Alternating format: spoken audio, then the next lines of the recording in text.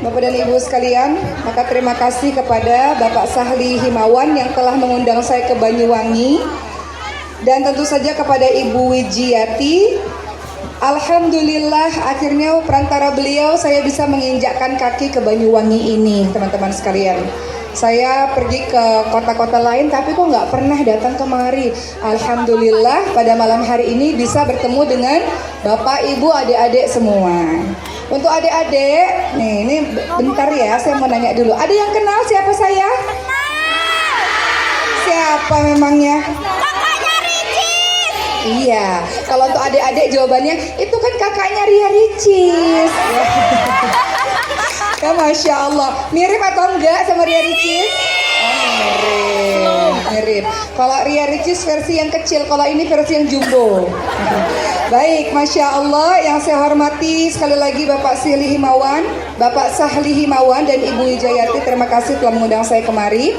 Yang pada hari ini kita mengadakan tasyakuran Bapak dan Ibu, adik-adik semua, untuk adik kita yang diakikahkan ya, akikah, yakni Alarik Bramantio Himawan, Fazianti Rafania Himawan, Kenrik Sugiharto Himawan. Kita doakan semoga adik-adik kita, anak-anak kita menjadi anak-anak yang saleh dan salehah, yang menjadi penyejuk mata dan penyejuk hati untuk orang tuanya.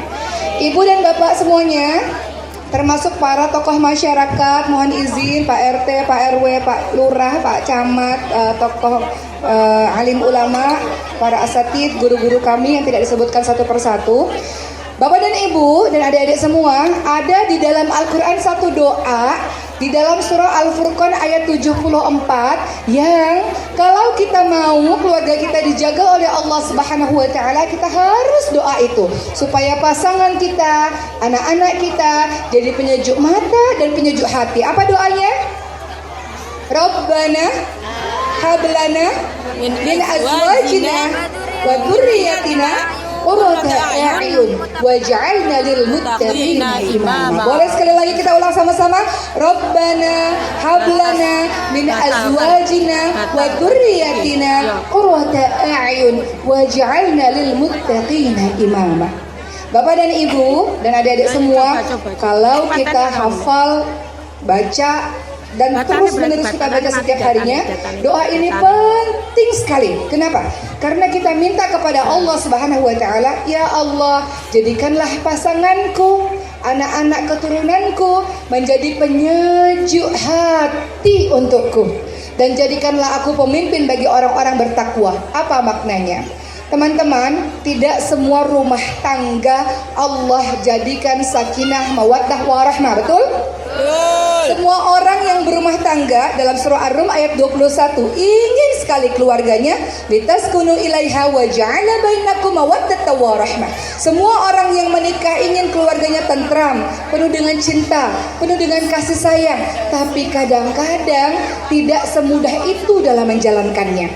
Ternyata dalam keluarga kadang-kadang ada di antara anggota keluarga yang menjadi musuh atau menjadi ujian berat buat kita. Kita minta kepada Allah Subhanahu wa taala agar rumah kita menjadi baiti jannati. Apa itu artinya? Rumahku, syurgaku. Kita minta sama Allah kalau kita pulang ke rumah, bertemu pasangan, bertemu dengan anak-anak, mereka semua jadi penyejuk hati. Bukan membuat kita marah, bukan membuat kita panas, bukan membuat rumah menjadi berantakan, bukan. Kita mau kita pulang ke rumah bagaikan syurga. Kita mencintai anak-anak kita mencintai pasangan kita, mereka menjadi penyejuk hati untuk kita. Makanya kita doa, Rabbana hablana min azwajina wa dzurriyyatina qurrata a'yun waj'alna lil muttaqina imama. Di satu sisi kita berdoa kepada Allah, ya Allah, jadikanlah aku sebagai sumber kebaikan untuk orang banyak, sebagai inspirator kebaikan untuk orang banyak. Kehadiran saya membawa manfaat buat orang banyak. Kehadiran saya membuat senang dan bahagia orang banyak. Karena ada orang-orang yang kehadirannya dibenci oleh banyak orang. Ada kehadirannya menyakiti orang lain dengan lisan maupun dengan perbuatannya. Dan kita tidak mau menjadi seperti itu. Kita mau kehadiran kita menjadi sumber inspirasi kebaikan.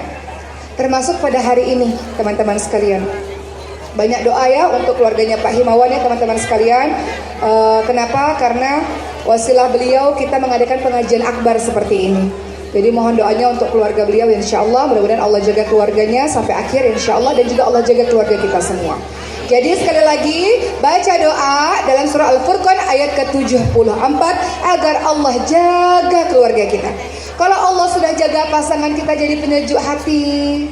Tadi mohon izin sebelum saya naik ke sini tadi Bapak mengatakan saya itu berdoa supaya dapat istri yang lucu, istri yang soleha, istri yang baik. Masya Allah. Apa itu maksudnya?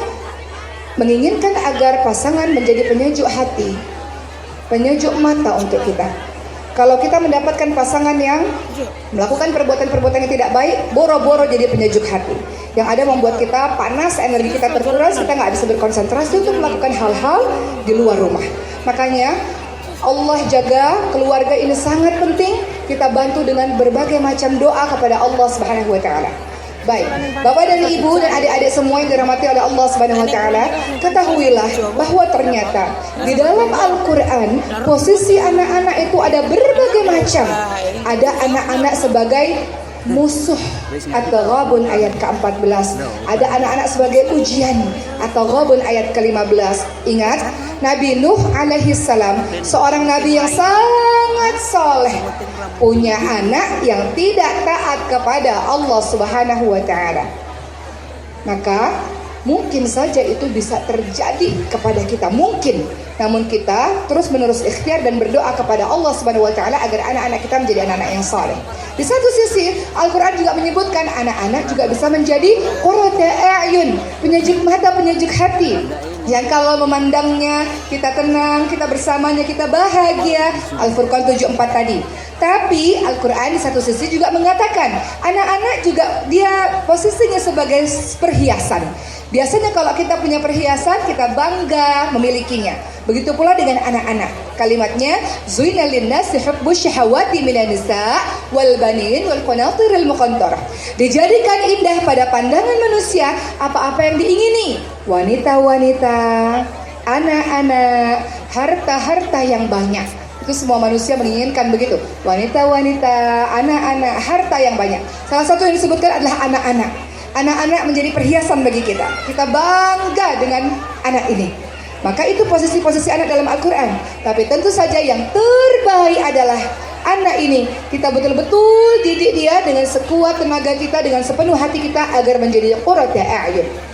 Sebelum saya membahas bagaimana Al-Quran mendidik anak-anak kita Bapak dan Ibu sekalian, saya ingin mengajak Bapak dan Ibu semua untuk bersyukur akan anak-anak yang Allah hadirkan dalam kehidupan kita. Kenapa? Banyak orang-orang di luar sana puluhan tahun menikah belum diberikan anak. Betul Bu? Betul. Banyak sekali.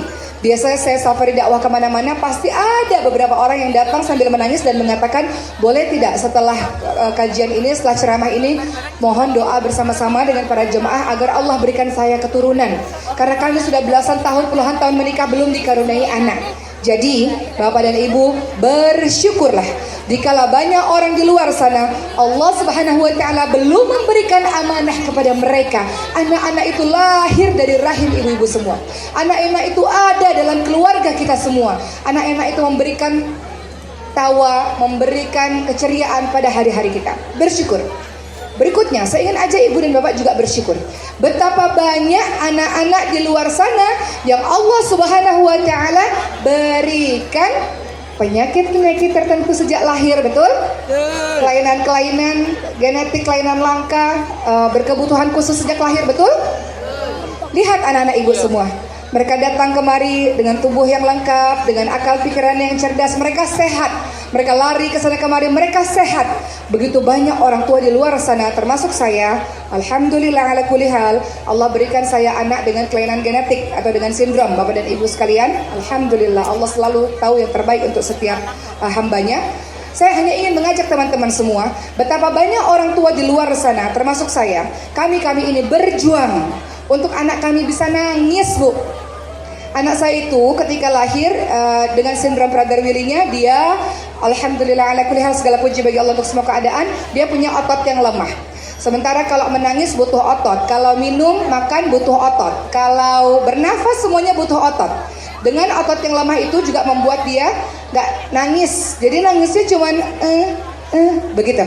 Ketika bayinya, alhamdulillah sekarang membaik dan sehat, alhamdulillah. Tapi ketika dulu saya merindukan tangisan anak saya, karena saya nggak dengar dia nangis. Setiap 2 jam sekali saya pasang alarm Bu untuk memberikan ASI, karena anak saya nggak nangis teman-teman sekalian. Maka ibu-ibu sekalian, kalau punya anak-anak lari ke sana kemari, anak itu menangis, anak itu bertengkar, kemudian baikan lagi, alhamdulillah. Jangan dimarahi berlebih-lebihan. Kenapa? Anak itu sehat. Betapa banyak orang tua di luar sana menginginkan anaknya lari-lari seperti anak ibu-ibu semua. Sadari tidak ibu-ibu dan bapak semua? Banyak ibu-ibu di luar sana ingin anaknya bisa duduk di sini dengan baik, bisa angkat kepala, bisa duduk dengan tegap, bisa bermain ke sana kemari. Banyak anak-anak kita di luar sana yang tergeletak. Mereka membutuhkan ratusan terapi untuk bisa sekedar bangun, teman-teman sekalian. Jadi saya ingin mengajak Bapak dan Ibu dalam kesempatan kali ini datang dari Jakarta untuk menuju ke Banyuwangi, untuk mengajak kita semua bersyukur ya Rabb. Alhamdulillah, terima kasih ya Allah, Engkau hadirkan anak-anak ini ya Allah dalam keluarga kami ya Allah. Alhamdulillah, terima kasih ya Allah, Engkau hadirkan anak-anak ini sehat ya Allah. Mereka bisa bicara, mereka bisa berlari, mereka bisa menangis, mereka bisa nafas tanpa bantuan alat nafas. Anak saya sampai hari ini masih perlu bantuan kalau dia tidur, teman-teman sekalian. Karena otot yang lemah membuat dia sesekali berhenti nafasnya, atau sleep apnea namanya. Anak-anak ini sehat. Bersyukur. Bersyukur dengan cara apa? Sungguh-sungguh dalam mendidiknya. Sungguh-sungguh dalam membersamainya. Bapak dan Ibu, anak-anak kecil ini tidak selamanya bersama dengan kita, betul? Kelak di mana mereka akan semakin besar, kita nggak bisa setiap hari bersama dengan dia. Kita nggak bisa lagi setiap hari memeluknya atau menciumnya, nggak bisa. Kelak dia akan semakin besar, SMP, SMA, kuliah, sudah keluar kota, kuliah di mana. Waktu kita dengan anak-anak kita, bersyukurlah Bapak dan Ibu yang masih punya anak-anak kecil, waktu kita itu sebentar dengan anak-anak kita. Maka manfaatkan dengan sebaik-baiknya untuk membersamai dia. Betapa banyak anak-anak yang yatim piatu sebelum waktunya. Apa itu? Ada ayahnya, ada ibunya, tapi kehadirannya nggak pernah dirasakan. Betul, anak-anak kita perlu nafkah dari kita, wahai para bapak. Tapi anak-anak kita perlu kehadiran kita. Anak-anak kita perlu dipeluk dan dicium oleh kita. Apa kata salah seorang yang pernah mendatangi Rasulullah? Dia punya 10 anak. Anaknya nggak pernah dicium, nggak pernah dipeluk. Apa kata Rasulullah? Engkau tidak pernah mencium anak-anak kecilmu ini? Man la yarham la yurham. Kata Rasulullah, barang siapa yang tidak menyayangi, tidak akan disayangi. Bahkan agama kita Islam menyuruh kita untuk mencium dan memeluk anak-anak kita, sehingga anak-anak kita itu merasa disayang, teman-teman sekalian. Dan boleh nggak Bapak dan Ibu, mungkin bagi sebagian orang ini tidak menjadi kebiasaan, tapi kita biasakan dari sekarang. Rasulullah saja memberitahu kepada para sahabat-sahabatnya, kalau engkau mencintai saudara seimanmu, katakan uhibbuki fillah, uhibbuka fillah, aku mencintaimu karena Allah. Katakan kalimat itu kepada saudara-saudara seimanmu. Bagaimana dengan anak-anak kita sendiri? Kadang-kadang bagi sebagian orang lebay mengatakan, nak, mama sayang sama kamu, nak, papa cinta sama kamu, nak. Lebay Kenapa dikatakan lebay atau berlebihan? Karena kita tidak membiasakannya. Bahasa Al-Quran dalam memanggil anak-anak, ya bunayya, wahai anakku sayang, wahai anakku sayang, wahai anakku, dengan kalimat-kalimat yang lembut. Maka boleh nggak kita Bapak dan Ibu juga memperlakukan anak-anak kita dengan begitu? Kita cium dia, kita peluk dia, kita katakan mama sayang nak, mama bangga nak, papa sayang nak, papa bangga nak punya kamu nak, belahan jiwa mama nak, begitu. Boleh nggak kita mengucapkan kalimat-kalimat manis seperti itu? Jangan orang tua mengucapkan kalimat anak nakal, anak durhaka, anak bandel, anak semua label-label buruk. Gak boleh orang tua mengatakan begitu, teman-teman sekalian. Kullu kalam ad-du'a, semua perkataan doa. Ada doa-doa mustajab yang didengarkan oleh Allah, yang langsung dikabulkan oleh Allah. Apa itu? Doa pemimpin yang adil, doa orang yang dalam perjalanan safar, doa orang yang dizolimi. Maka hati-hati kalau kita nyakitin orang. Doanya langsung didengarkan oleh Allah Subhanahu wa taala. Orang yang puasa sampai buka, doanya mustajab. Dan doa orang tua kepada anaknya. Jangan orang tua mengatakan anak nakal, anak bandel, enggak boleh. Kalimat itu akan menjadi doa anak bodoh. Nggak boleh. Nggak boleh orang tua mengeluarkan kalimat-kalimat buruk. Dalam hadis riwayat muttafaqun alaih, ini pernah terjadi ketika ada seorang anak, seorang pemuda, dia melakukan ibadah-ibadah sunnah kepada Allah Subhanahu wa taala. Ibunya memanggil. Lalu orang ini tetap melanjutkan ibadah sunnahnya. Kemudian ibunya marah, dan ibunya mengatakan dalam keadaan marah, kelak engkau nanti akan wajahmu diperlihatkan di depan para, mohon izin ya, ini kalimatnya agak ini ya, di depan para penzina, kata ibunya. Saking marahnya. Maka terjadi teman-teman sekalian, si pemuda ini difitnah oleh seorang penzina dan akhirnya dihukum oleh seorang raja dan diperlihatkan di depan para penzina itu. Itu adalah sebuah hadis riwayat muttafaqun alaih yang sebenarnya menceritakan kepada kita semua, wahai orang tua, berhati-hatilah dalam mengeluarkan setiap kata untuk anak-anak kita. Minta ampun kepada Allah Subhanahu wa taala kalau kita pernah bertindak zalim kepada anak-anak kita. Pernah bertindak aniaya kepada anak-anak kita. Pernah mengucapkan kata-kata yang tidak baik untuk anak-anak kita. Kita mau anak-anak kita harus lebih hebat daripada kita, lebih baik daripada kita. Gak boleh melakukan kesalahan yang sama seperti yang kita lakukan dulu. Kita mau generasi-generasi kita, keturunan kita semuanya jadi orang hebat, orang kebanggaan Allah dan Rasulnya, seorang muslim yang luar biasa. Bagaimana bisa kita punya cita-cita besar, tapi orang tuanya merendahkan anaknya sendiri. Anak nakal, anak bodoh, anak dan kalimat-kalimat negatif lainnya. Gak boleh. Maka untuk para orang tua yang sudah pernah melakukan hal demikian, bertaubatlah kepada Allah Subhanahu wa taala, minta ampun kepada Allah Subhanahu wa taala karena ketidakpandaian kita, ketidaksabaran kita, kurang ilmu kita dalam mendidik anak-anak yang dititipkan Allah kepada kita. Di luar sana, mereka lebih salih dibanding dengan kita, ibu-ibu sekalian, bapak-bapak sekalian.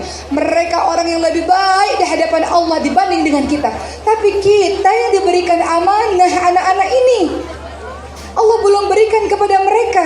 Artinya Allah percaya kepada mereka. Mereka amanah dari Allah Subhanahu wa taala untuk kita jadikan orang hebat, untuk kita jadikan kebanggaan Allah dan Rasulnya, untuk kita jadikan pejuang-pejuang agama Allah. Didik baik-baik, bimbing dia baik-baik.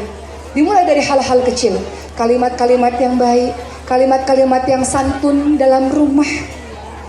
Tidak melakukan hal-hal yang membuat anak itu benci dan marah kepada kita. Bapak dan ibu, anak-anak ini kadang-kadang gak paham apa yang dia lakukan. Lalu tiba-tiba kita memukul dia, mencubit dia, menjewer dia tanpa dijelaskan apa kesalahan dia. Pendidikan seperti apa yang sebenarnya sedang bapak dan ibu lakukan untuk anak-anak ini? Di dalam Al-Quran banyak sekali Allah dan Rasulnya memberitahukan bagaimana kita memperlakukan anak-anak ini. Bapak dan ibu, ketahuilah, zalim di dalam kehidupan ada 3. Zalim kepada Allah, menduakan Allah. Zalim kepada orang lain, artinya kau menyakiti orang lain, dan setiap kezaliman ada pembalasan dari Allah. Dan zalim pada diri sendiri ketika kita buat dosa. Jadi setiap kita yang berbuat dosa, setiap kita berbuat maksiat, kita sedang jahat sama diri kita sendiri. Kenapa? Dengan sengaja kita membuat kita ini masuk ke nerakanya Allah. In ahsantum ahsantum li anfusikum wa in asatum falaha. Kebaikan yang engkau lakukan akan kembali pada dirimu sendiri. Kejahatan yang engkau lakukan akan kembali kepada dirimu sendiri.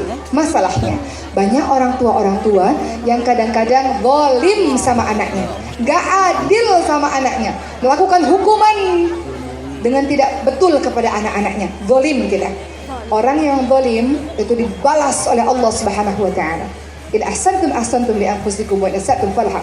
Kebaikan yang kau lakukan kembali pada dirimu, kejahatan yang kau lakukan kembali kepada dirimu.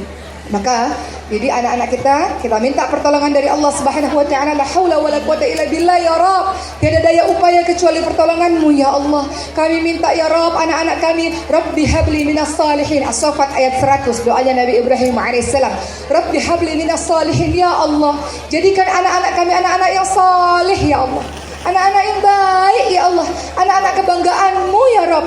Doakan teman-teman sekalian. Dan panggil anak-anak kita dengan kalimat-kalimat yang baik. Anak saleh, anak salihah, anak hebat, anak baik. Izinkan saya menceritakan satu kisah teman-teman sekalian. Bagaimana perkataan orang tua bisa membentuk kepribadian seorang anak. Saya punya seorang teman, Masya Allah. Allah takdirkan saya bertemu dengan seorang pengusaha yang kaya raya, tapi tawadhu', rendah hatinya luar biasa. Beliau cerita, dulu kami ketika masih kecil miskin. Dan kemudian ayah kami, kata beliau, selalu mengatakan pada teman-temannya, lihat anak saya, dia calon orang besar.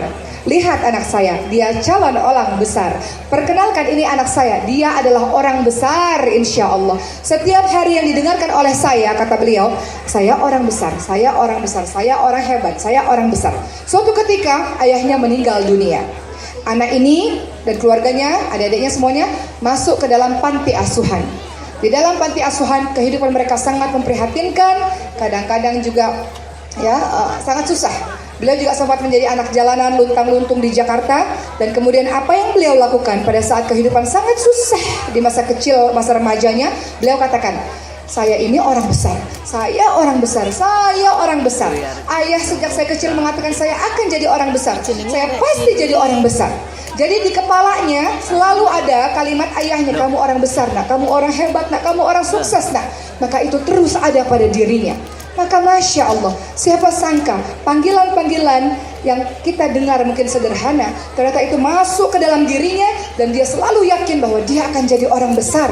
Dan sekarang Masya Allah, beliau adalah seorang pengusaha wanita, punya pabrik yang sangat besar dalam bidang kosmetik, dan beliau punya penghasilan yang puluhan miliar per bulannya, teman-teman sekalian, per bulan dan sebagainya lah ya. Kekayaannya saya udah nggak tahu, tapi kaya raya sekali Masya Allah.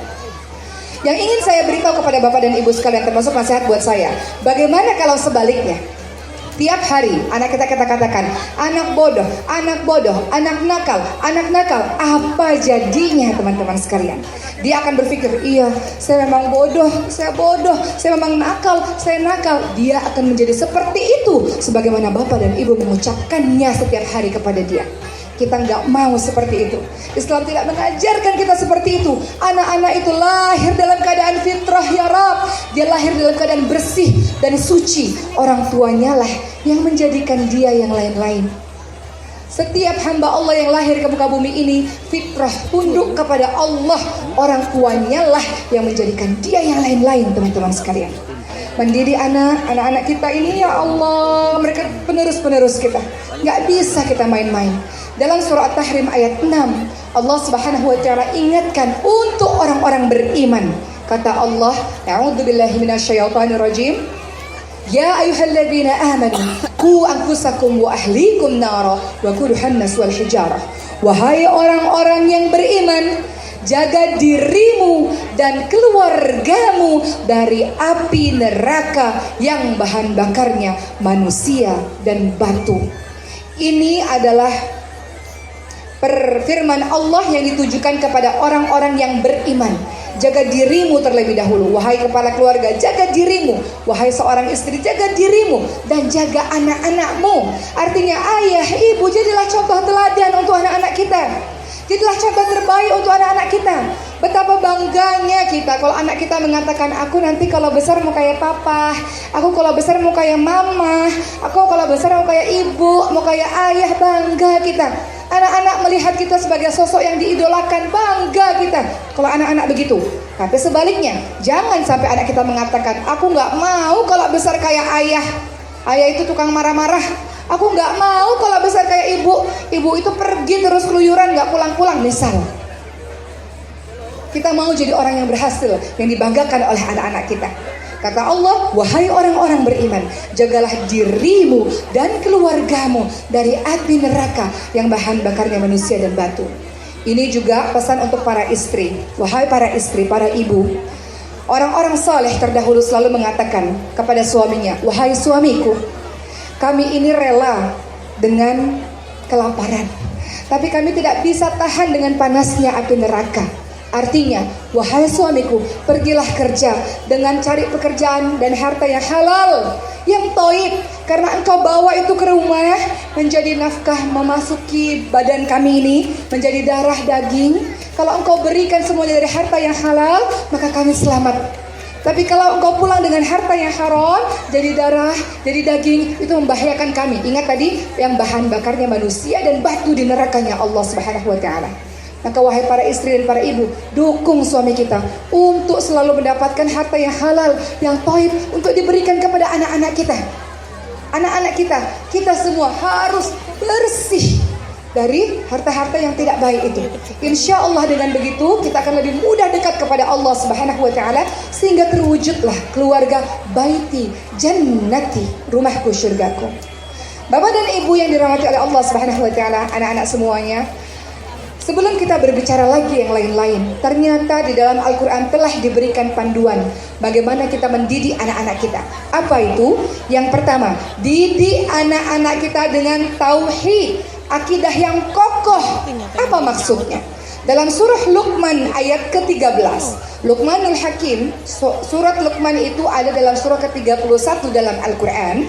Surah Luqman, seorang Luqman menasehati anaknya dalam surah ke-13 sampai 19. Nanti teman-teman baca sendiri. Di situ ada kalimat, ya bunayya, wahai anakku yang aku sayangi, ya bunayya la tusyrik billah, inna syirka la dzulmun adzim. Wahai anakku, jangan menyekutukan Allah, jangan menduakan Allah, jangan minta tolong dan bergantung kepada selain Allah. Jangan menyekutukan Allah, karena kalau engkau melakukan itu sebuah kezaliman yang sangat besar. Apa artinya? Apa maksudnya? Bagaimana mendidik anak-anak sejak kecil dengan tauhid, dengan akidah yang kokoh? Nah, engkau seorang muslim, nah, engkau seorang yang beragama Islam, nah, ada tauhid yang kita harus ajarkan pada anak-anak kita. Apa itu? Tauhid adalah kita mengajarkan pada anak-anak kita, pada diri kita, kita tahu bahwa semua yang menciptakan adalah Allah Subhanahu wa Ta'ala. Kita tahu bahwa kita minta tolong, bergantung hanya kepada Allah Subhanahu wa Ta'ala, takut hanya kepada Allah, tidak kepada yang lain-lain. Bagaimana caranya mengajarkan anak-anak kita tauhid dari kecil? Selalu libatkan Allah, Allah, Allah, Allah di telinganya. Suatu ketika saya punya 4 orang anak, Bapak dan Ibu sekalian. Anak pertama 7 tahun, yang kedua 6 tahun, yang ketiga 4 tahun, yang kecil 1 tahun. Bagaimana mengajarkan anak-anak ini dengan tauhid yang kokoh? Contoh, pada suatu ketika anak saya yang pertama mengatakan, Uma, memanggil saya Uma, Maryam dapat nilai 100 dalam matematika. Bagaimana cara mengajarkan tauhid? Nah, kepintaranmu adalah pemberian dari Allah Subhanahu wa Ta'ala. Allah yang kasih kepintaran kepadamu. Nah, alhamdulillah. Itu tauhid yang mengajarkan pada anak-anak, engkau pintar karena Allah. Suatu ketika anak saya namanya Ibrahim juga menendang-nendang bola, main bola. Wah, hebat, bisa nendang bola. Nih, anak-anak bisa nendang bola, jago main bolanya. Siapa yang kasih kekuatan kepada kaki adik-adik semua untuk bisa nendang bola? Siapa yang buat kakinya kuat bisa nendang bola? Siapa? Allah. Itu pelajaran tauhid yang membuat dia tahu dia kuat karena Allah yang kasih dia kekuatan. Dia pintar karena Allah kasih dia kepintaran. Dia suatu hari kaya karena Allah yang kasih dia kaya. Kalau Allah ambil sewaktu-waktu, bisa atau tidak? Gampang bagi Allah. Seperti Qorun. Tahu Qorun, ibu-ibu dan bapak-bapak sekalian? Qorun ketika miskin minta sama Nabi Musa, Nabi Musa doakan saya supaya saya bisa jadi kaya. Ketika sudah kaya, apa yang dilakukan Qorun? Dia mengatakan, kekayaanku, kehebatanku karena diriku sendiri, bukan karena Allah. Salah tidak? Yang memberikan kesehatan Allah, memberikan kepintaran Allah, memberikan kekuatan Allah, memberikan kekayaan Allah. Apa yang dilakukan oleh Allah Subhanahu wa Ta'ala kepada Qorun yang sombong ini, Allah benamkan Qorun dan harta-hartanya. Karena semuanya yang ada pada diri kita pemberian Allah. Itu tauhid. Kalau tidak ada tauhid, teman-teman sekalian, salah satunya nanti kalau dia sudah besar, dia katakan, oh saya pintar karena saya belajar, karena diri saya sendiri, bukan karena siapa-siapa. Dia lupa ada Allah yang membuat dia seperti itu.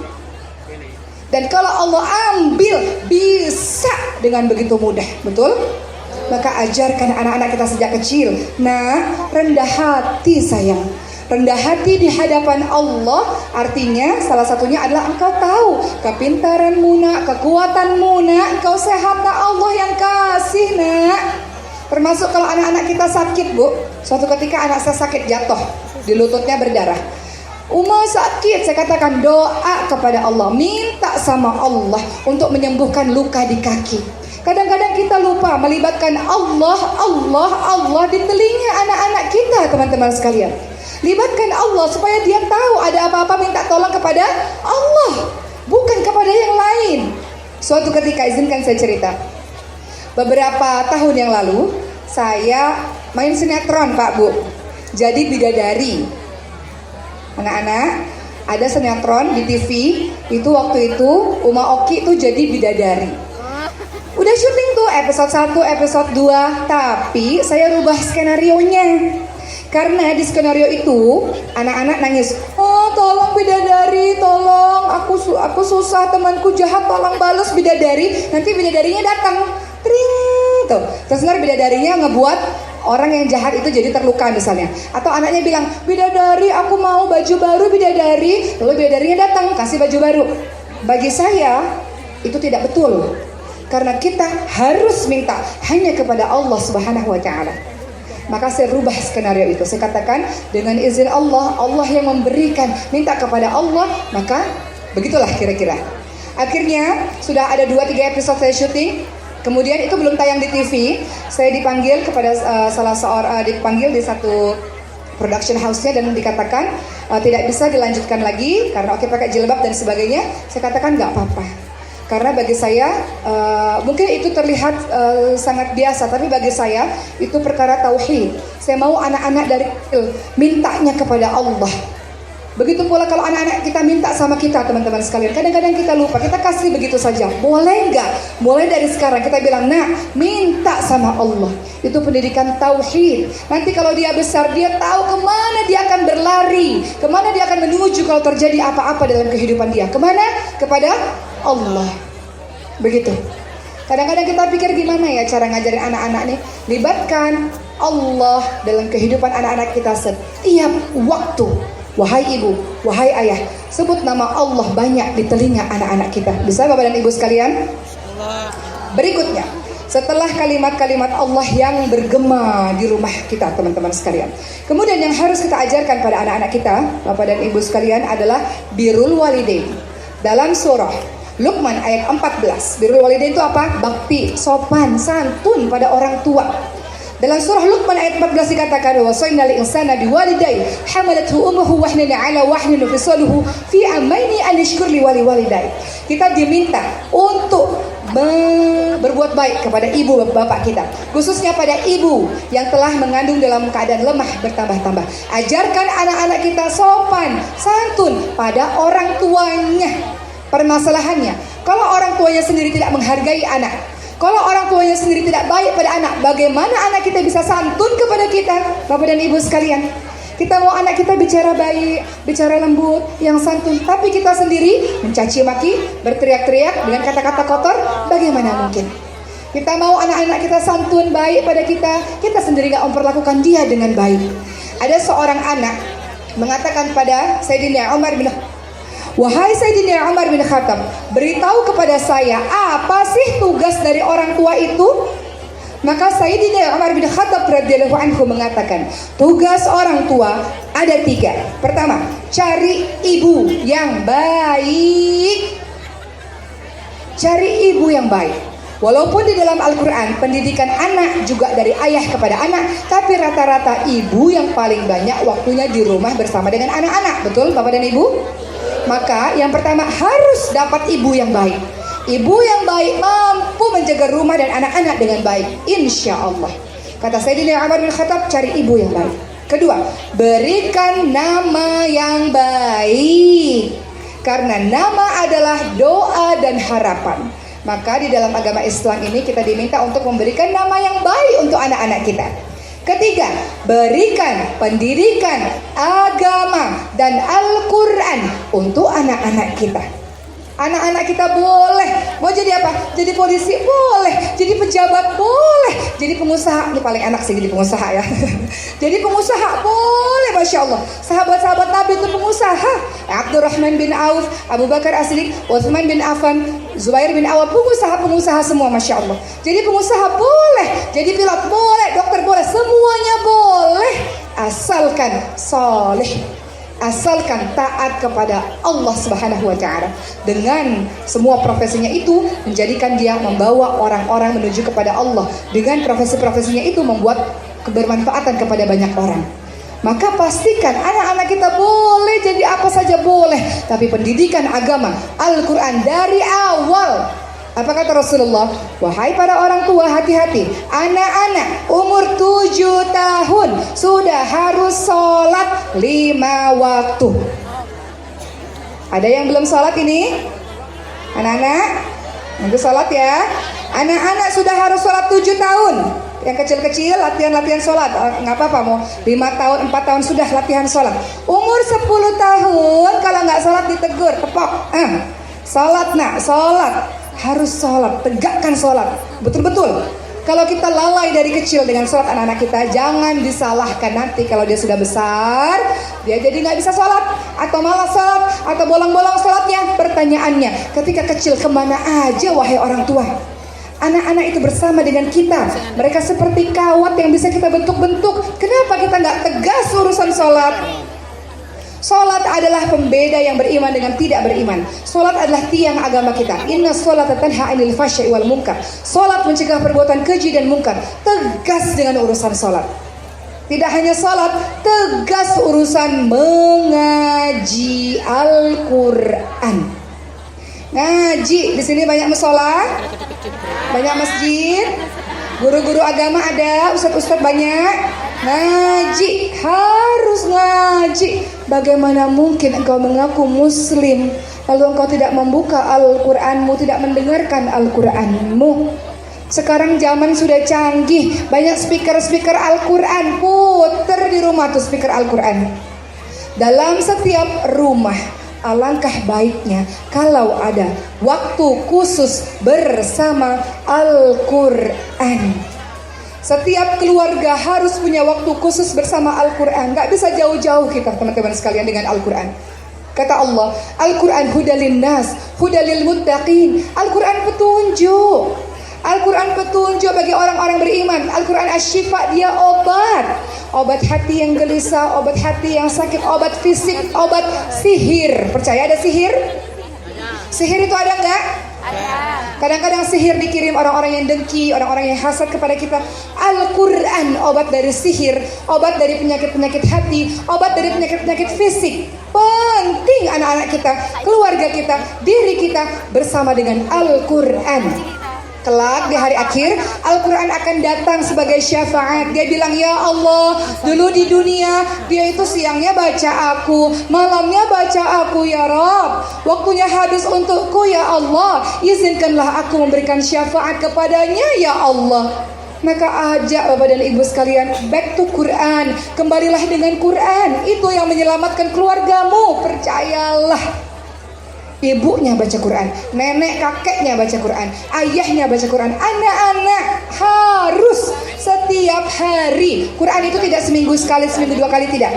Setiap hari luangkan waktu, bertadarus bersama-sama, baca Quran bersama-sama, luangkan waktu. Kita mau keluarga kita lebih baik daripada sebelum-sebelumnya, betul? Maka mulai dari agama yang kokoh. Agama yang kokoh.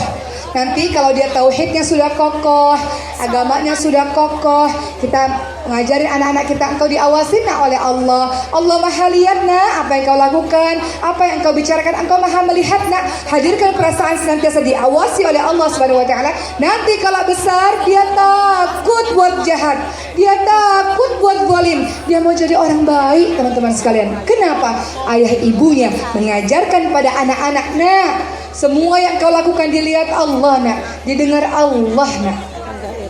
Begitu teman-teman sekalian. Saya punya seorang teman namanya Bunda Astri Ivo. Beliau pernah bercerita, anak saya kuliah di Swiss, kata beliau. Pada saat itu anak saya bercerita, mereka tinggal di asrama dan biasanya teman-teman lainnya saling membawa lawan jenis ke kamar. Lalu kemudian si anak saya mengatakan, saya tidak melakukan itu mama. Kenapa? Karena saya takut kepada Allah Subhanahu wa taala. Walaupun mama ada di Indonesia, tapi Allah selalu melihat perbuatan saya. Jadi ajarkan anak-anak kita untuk senantiasa teman-teman sekalian merasa diawasi oleh Allah Subhanahu wa taala. Luqman surat 16. Kita diminta untuk mengajarkan anak-anak kita, engkau dilihat oleh Allah nak, engkau didengar oleh Allah nak. Mama mungkin gak tahu, ibu gak tahu, tapi Allah lihat sayang. Itu kalimat-kalimat yang kita ucapkan pada anak-anak kita. Berikutnya apalagi setelah kita memberikan pada anak-anak kita tauhid yang pokok, pendidikan agama, pendidikan Al-Quran, dia bakti santun pada orang tuanya, dia merasa diawasi oleh Allah Subhanahu wa taala. Surah Luqman 17, ya bunayya aqimis shalah, tegakkan salat, dirikan salat anakku. Di kalimat berikutnya adalah engkau mengajak orang lain pada kebaikan, mencegah orang lain pada kemungkaran anakku. Wasbir ala ma'as sabaq, dan sabar. Sabar sayang. Kehidupan gak selamanya manis. Engkau harus sabar, memiliki pribadi yang sabar. Ajarkan anak-anak kita untuk seperti itu. Dalam surah Luqman 18-19, ajarkan anak-anak kita akhlak. Perkara akhlak. Apa gunanya pinter tapi gak berakhlak, betul? Apa gunanya sholat yang baik, ngaji yang baik tapi nggak berakhlak, betul? Sholat itu wajib. Mengaji adalah engkau sebagai seorang muslim. Harusnya kalau engkau mengaji dan sholat akhlaknya baik. Maka kata Allah Subhanahu wa taala, "Wala tusa'ir khaddaka lin-nasi wa la tamshi fil ardi maraha." Jangan engkau berjalan dengan angkuh di muka bumi ini. Jangan memalingkan wajah dengan angkuh. Pernah ketemu orang-orang sombong, Bapak dan Ibu sekalian? Mudah-mudahan kita didik anak-anak kita, jadilah pribadi-pribadi yang rendah hati. Kalau engkau rendah hati, engkau dicintai oleh banyak manusia, betul? Betul. Kalau engkau sombong, artinya engkau nggak butuh manusia lainnya. Memangnya nanti kalau meninggal dunia bisa jalan sendiri ke dalam kubur? Kita perlu bantuan orang lain, betul? Kalau engkau rendah hati sayang, engkau dicintai oleh banyak orang, Masya Allah. Kita memerlukan mereka semua sayang, rendah hati. Rendah hati ada dua. Rendah hati kepada Allah, banyak sujud, banyak doa. Kalau ada orang-orang yang gak sujud, yang gak salat, yang gak doa, sombong. Kenapa? Dia merasa gak perlu pertolongan dari Allah Subhanahu wa taala, betul? Dia rasa aku ini hebat karena diriku sendiri, aku ini luar biasa karena diriku sendiri. Jadi orang-orang yang suka ibadah, banyak sujud, banyak doa, menunjukkan dia rendah hati di hadapan Allah Subhanahu wa taala. Ketika ibu dan bapak sholat, bagian kepala kita yang paling mulia kita letakkan di paling bawah dan kita katakan Subhana Rabbiyal A'la, segala puji bagi Allah yang maha tinggi. Kita sedang merendahkan diri kita serendah-rendahnya di hadapan Allah dan kita mengaku kita rendah ya Rabb. Kami ini bukan apa-apa ya Allah, kita gak punya kekuatan apa-apa ya Rabb, Engkaulah yang maha besar. Jadi rendah hati itu ada dua. Rendah hati kepada Allah, kita ibadah, kita banyak doa. Rendah hati kepada sesama manusia adalah engkau bersikap baik kepada banyak orang. Jangan pernah sekali-kali engkau merendahkan manusia lainnya, karena bisa jadi dia yang lebih mulia di hadapan Allah dibanding dengan kita, betul? Mungkin sholat malamnya lebih banyak, kita nggak istiqamah tahajud. Mungkin baca Qur'annya lebih banyak, kita sibuk dengan perkara dunia, betul? Maka bapak dan ibu ajarkan diri kita dan anak-anak kita, rendah hati sayang. Dengan begitu engkau akan dicintai, wahai anakku. Engkau akan dicintai penduduk langit dan penduduk bumi. Bapak dan ibu ingat kisahnya Uwais Al-Qarni. Pernah dengar nama itu? Beliau orang yang sangat miskin, punya penyakit kulit. Suatu ketika Rasulullah mengatakan begini pada Sayyidina Ali dan Sayyidina Umar bin Khattab, wahai Ali dan Umar, kalau engkau bertemu dengan seseorang yang bernama Uwais Al-Qarni, mintalah doa kepadanya. Mintalah agar kalian diampuni oleh Allah Subhanahu wa taala lewat doa-doanya. Masya Allah, Sayyidina Ali orang hebat. Sayyidina Umar bin Khattab adalah sahabat yang luar biasa. Kenapa Rasul bilang minta doa kepada orang miskin yang ini nih, namanya Uwais Al-Qarni? Kenapa? Karena Uwais Al-Qarni dia orang saleh, dia bakti, santun pada ibunya, pada orang tuanya, doanya mustajab. Beliau dikenali sebagai orang yang terkenal di penduduk langit, orang yang dikenal oleh malaikat-malaikat Allah. Jadi kita juga begitu. Ajarkan pada anak-anak kita, lihat beliau ada kurang juga ada kelebihan yang banyak yang kita nggak punya. Setiap orang punya kelebihan masing-masing yang kita nggak punya. Ajarkan anak-anak kita pribadi yang rendah hati, santun pada banyak orang. Dia dicintai penduduk langit, dia dicintai oleh penduduk bumi. Bapak dan ibu, Kalau kita mau tahu dia orang seperti apa, anak-anak kita orang seperti apa, diri kita orang seperti apa nanti pada saat kita meninggal dunia. Kalau engkau orang baik, ciri-cirinya banyak orang-orang yang datang dan membicarakan kebaikan-kebaikanmu. Tapi kalau engkau orang yang buruk, orang yang jahat, maka banyak orang-orang datang akan menceritakan keburukan-keburukanmu pula. Maka kita mau jadi orang-orang baik, kita mau jadi orang-orang yang dicintai hamba-hamba Allah dan penduduk langit, juga anak-anak kita. Betul Bu? Kalau kita sombong, apa jadinya? Dibenci oleh orang, orang dengki, orang gak suka, dan kita gak mau begitu. Jadi insya Allah kita jaga anak-anak kita ya Allah. Berikutnya, setelah kita belajar bagaimana Luqman mendidik anak-anaknya, mari kita lihat pendidikan yang dilakukan oleh Nabi Ibrahim alaihissalam pada Nabi Ismail alaihissalam. Salah satunya dalam surah As-Saffat 102. Nabi Ibrahim itu bermimpi, teman-teman sekalian, aku menyembelih Ismail alaihissalam, yang kemudian kita kenal dengan peristiwa kurban. Betul? Hari Raya Haji sebentar lagi, Hari Raya Idul Adha sebentar lagi. Itu adalah dari kisahnya Nabi Ibrahim alaihissalam. Lihat bagaimana pendidikan Nabi Ibrahim kepada anaknya. Nabi Ibrahim bukan orang tua otoriter. Nabi Ibrahim mengatakan pada Nabi Ismail alaihissalam, wahai anakku, semalam aku mimpi menyembelihmu. Apa pendapatmu nak? Bagaimana menurutmu nak? Ini namanya pendidikan demokratis dengan pola komunikasi yang komunikatif. Ada orang tua begini, Pokoknya kamu gak usah ngerti deh, mama yang paling tahu, ibu yang paling ngerti, ikutin aja. Itu otoriter. Kita diajarkan di dalam Al-Quran, nak, pendapatmu gimana nak? Menurutmu gimana sayang? Kamu suka gak nak? Kamu gak suka kenapa nak? Dengarkan apa perkataan dia sebagaimana kita ingin didengarkan. Pola komunikasi yang komunikatif dan demokratis. Bagaimana nak menurutmu nak? Pendapatmu gimana nak? Kamu suka nggak nak? Begitu teman-teman sekalian. Itu yang diajarkan oleh Nabi Ibrahim alaihissalam kepada Nabi Ismail alaihissalam. Lalu bagaimana dengan ibunya Nabi Ismail? Siapa namanya? Siti Hajar. Izinkan saya cerita sedikit tentang Siti Hajar, boleh? Supaya ibu-ibu di sini jadi ibu-ibu yang kuat, ibu-ibu yang tangguh dalam mendidik anak-anaknya. Siapa Siti Hajar? Siti Hajar adalah orang yang akhirnya menikah dengan Nabi Ibrahim alaihissalam, akhirnya mendapatkan anak Nabi Ismail alaihissalam. Ketika itu Nabi Ibrahim menunggu anak puluhan tahun, Allah tidak berikan. Ketika menikah dengan Siti Hajar di usia senjanya, diberikanlah anak namanya Ismail alaihissalam. Anak yang sudah kita tunggu puluhan tahun, pasti kita sayang kepadanya. Bahasa kita ini anak mahal gitu ya, kita sayang kepadanya. Tapi Allah minta Nabi Ibrahim berpisah tempat dengan anak dan istrinya. Siti Hajar dan Nabi Ismail yang masih bayi diletakkan di sebuah tempat yang kemudian kita kenal dengan nama kota Mekah. Nabi Ibrahim suruh pulang, gak boleh ada di kota Mekah. Siti Hajar hanya mengatakan, wahai suamiku, apakah ini perintah dari Allah? Kemudian Nabi Ibrahim hanya mengangguk. Nabi Ibrahim sedih meninggalkan istri dan anaknya di sebuah tempat tak berpenghuni.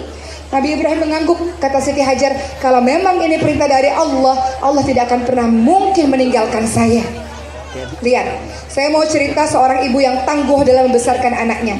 Walaupun suaminya nggak ada atau suaminya jauh, single mother, single fighter.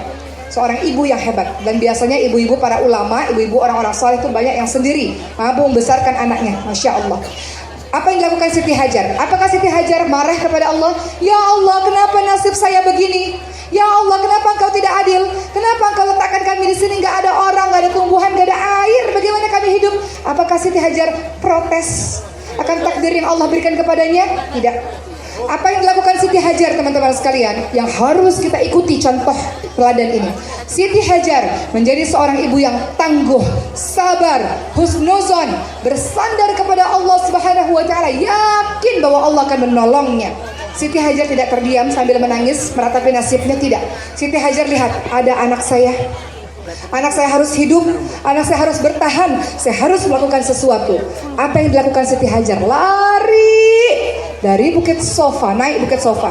Pada saat itu tidak ada sendal, panas, terik, terjal, bebatuan, lari mencari pertolongan, mencari bantuan, ikhtiar maksimal. Melihat dari Bukit Sofa, nggak ada air, nggak ada tumbuh-tumbuhan, nggak ada manusia. Siapa yang tolong kami? Tapi Siti Hajar nggak berhenti. nggak nangis berlarut-larut, nggak menyerah, tidak. Siti Hajar turun dari bukit, lari lagi ke bukit Marwah. Siapa yang bisa tolong kami ya Allah? Mana air, mana tumbuhan anak saya perlu ya Rabb. Siti Hajar berhenti? Tidak pernah berhenti dan menyerah dalam keadaan. Siti Hajar terus berjuang, lari ke sana kemari, yang kemudian kita kenal sekarang dengan nama peristiwa Sa'i. Peristiwa Sa'i, apa itu? Lari-larinya Siti Hajar dari Bukit Safa ke Marwah sebanyak 7 kali. Lari, mencari pertolongan, mencari bantuan, ikhtiar, gak berhenti. Sampai akhirnya Allah lihat kesabaran itu, Allah lihat kesungguhan itu, Allah lihat bertawakal, bersandar dia kepada Allah itu. Maka apa yang Allah berikan? Allah berikan hadiah di waktu yang tepat. Allah berikan air Zam-Zam, teman-teman sekalian, yang ada di bawah kakinya Nabi Ismail alaihissalam, yang kemudian kita minum pada saat kita umrah maupun haji. Apa artinya ini? Wahai ibu dan juga ayah, jangan pernah kita menyerah dalam keadaan. Masing-masing kita punya ceritanya sendiri-sendiri, betul ya Pak, Bu? Masing-masing kita punya ujian sendiri-sendiri, punya semuanya. Jangan kita kira orang itu hidupnya enak yang gak punya ujian. Punya, semua orang adil, Allah kasih ujian. Tapi jadilah ayah dan ibu yang kuat, ayah dan ibu yang bertahan untuk anak-anak kita, ayah dan ibu yang terus berjuang untuk anak-anak kita. Tawakal, bersandar hanya kepada Allah. Allah kasih pertolongan untuk kita, insya Allah. Bisa Bu? Saya bergabung dalam komunitas ibu-ibu yang memiliki anak-anak kelainan langka, karena anak saya juga punya kelainan langka. Alhamdulillah ala kulli hal. Segala puji bagi Allah untuk semua keadaan. Kata ibu-ibu ini, kami tidak mungkin berhenti dalam melakukan berbagai macam pengobatan. Biasanya kalau anak-anak kelainan langka ini dokternya banyak Bu, belasan bahkan puluhan, karena masing-masing tuh ada dokternya, bolak-balik ke rumah sakit. Masya Allah, luar biasa, mereka ibu-ibu hebat. Mereka bilang apa? Saya nggak akan berhenti, saya terus berjuang untuk anak-anak ini. Walaupun dikatakan sebagian anak mereka usianya cuma sampai sekian, tapi mereka berjuang. Kalau mereka aja bisa berjuang untuk anak-anak mereka, apalagi kita yang punya anak-anak sehat, ibu dan bapak sekalian. Berjuang, bisa kita. Dengan pertolongan dari Allah, hantaman sana sini dengan berbagai macam ujian kehidupan yang Allah kasih, bisa. Insya Allah kita mendidik anak-anak kita dengan sebaik-baiknya. Bisa Bu, Pak? Buat anak-anak kita bangga memiliki kita. Orang tua yang amanah, orang tua yang betul-betul membersamai dia ya Rabb, sehingga dia punya kenangan. Saya bangga dengan orang tua saya bangga dengan ibu saya bangga dengan ayah saya mau seperti mereka. Masya Allah. Lalu bagaimana dengan kita yang Allah uji dengan begitu susah? Minta kepada Allah, minta doa kepada Allah. Ya Allah, selamatkan anak-anakku ya Allah, selamatkan pasanganku ya Allah, selamatkan keluargaku ya Allah, kokohkan ya Allah, buat kami terus bertahan sampai hari akhir nanti sama-sama di syurga Allah. Begitu teman-teman sekalian, harus begitu. Ada seorang anak disabilitas, saya sempat mewawancari beliau. Umurnya 34 tahun. Ini kisah inspiratif yang saya selalu cerita. Namanya Mas Habibi. Ya. Saya tanya pada ibunya, saya tanya pada anaknya. Beliau ini punya kelainan langka yang semakin bertambahnya umur, semakin melemah badannya, semakin duduk di kursi roda, semakin nggak bisa ngapa-ngapain. Dan dikatakan di internet itu umurnya hanya sekian saja. Tapi saya tanya, beliau seorang penyandang disabilitas, di kursi roda, nggak bisa ngapa-ngapain, tangannya udah susah. Tapi beliau orang yang berhasil dan mandiri secara finansial. Beliau per bulannya bekerja menghasilkan puluhan sampai ratusan juta. Disabilitas, alias mungkin kalau teman-teman umum kita mau menyebutnya sebagai cacat ya, tapi langkah baiknya kita sebut sebagai disabilitas. Orang-orang yang punya penyandang disabilitas. Saya tanya kepada anaknya, Mas Habibi, kok bisa menjadi seperti ini? Apa kata beliau? Karena ibu saya kuat, ibu saya percaya saya bisa, ibu saya support saya, ibu saya dukung saya, ibu saya mau mengembalikan kepercayaan diri saya. Ayah saya percaya bahwa saya bisa, ibu dan ayah saya orang-orang yang selalu mendampingi saya, maka saya bisa seperti ini. Saya tanya pada orang tuanya, kok bisa? Dengan setiap tahunnya makin melemah. Google mengatakan umurnya cuma sekian, kok bisa? Dia hebat, dia mandiri, dia memberikan inspirasi yang banyak buat orang banyak. Bagaimana caranya? Kata sang ibu, kami tidak pernah berfokus pada kekurangan anak. Kami nggak pernah berfokus pada kesusahan atau kesakitannya anak, kekurangannya anak, nggak pernah. Dari satu kekurangannya itu atau dari satu sakitnya itu dia masih banyak kelebihan-kelebihan yang dia punya. Itulah yang kami fokus, bahwa kami percaya setiap anak pintar, setiap anak pandai, setiap anak punya potensi, dan orang tua wajib mencari tahu masing-masing potensi setiap anak. Setiap orang tua wajib mencari tahu dia cerdas di bidang apa. Itulah yang kita support dan kita jadikan dia orang di bidangnya, katanya. Kata sang ibu, saya juga masa itu mencari-cari anak saya ini suka di mana. Saya lihat anak saya suka main games. Maka saya pikir oke, dia suka dengan bagian internet dan sebagainya. Maka akhirnya difokuskan ke sana. Sekarang dia jadi orang yang sangat luar biasa, teman-teman sekalian. Kenapa bisa begitu? Karena ada ibu yang percaya anaknya hebat. Ada ibu dan ayah yang percaya anaknya akan jadi orang yang luar biasa. Ada ibu dan ayah yang percaya bahwa anaknya bisa kuat. Kata ibu dan ayahnya, dia pejuang.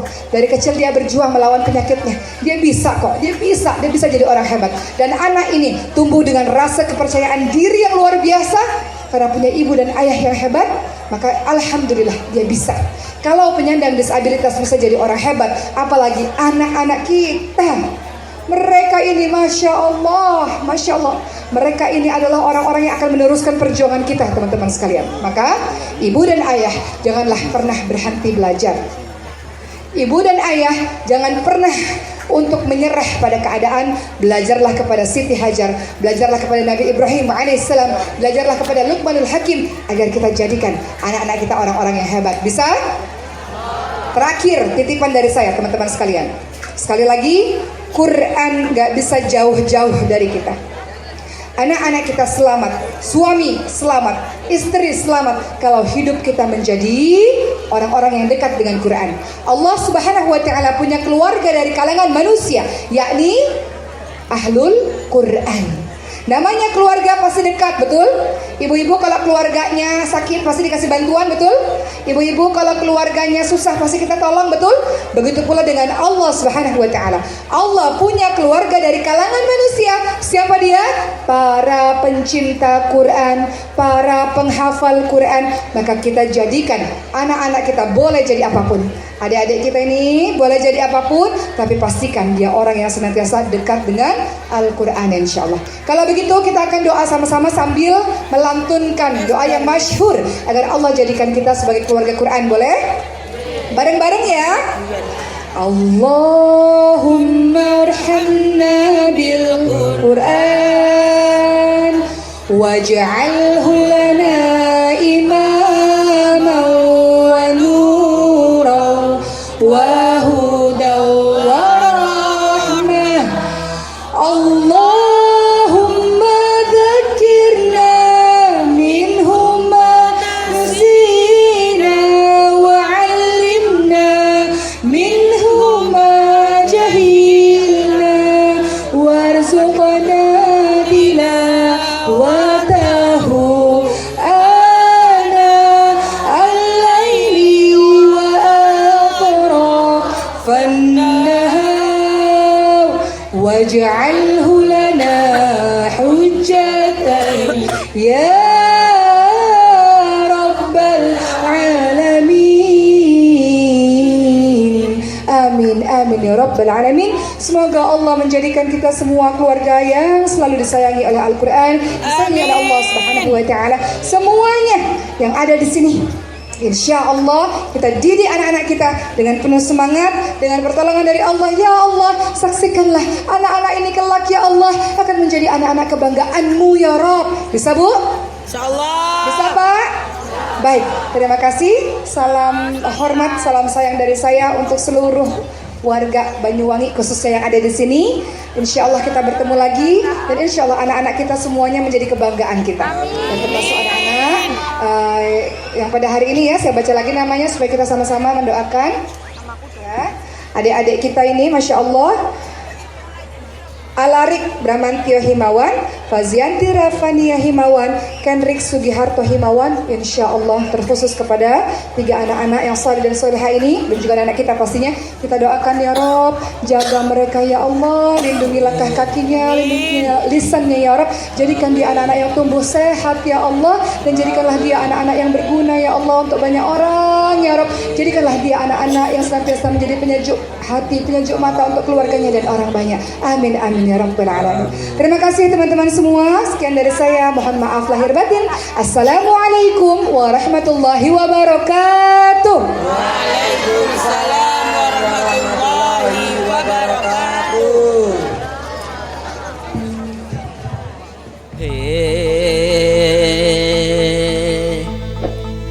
Para santri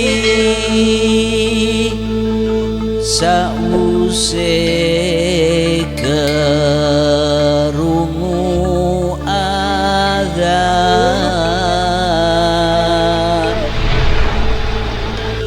ojo nganti